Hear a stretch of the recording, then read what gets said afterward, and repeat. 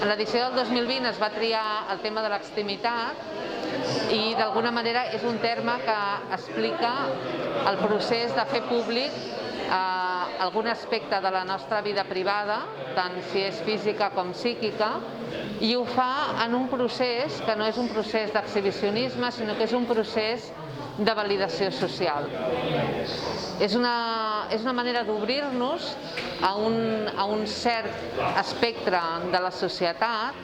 més aviat proper, per establir aquesta negociació en la transformació de les nostres identitats. El tema és que en la societat xarxa,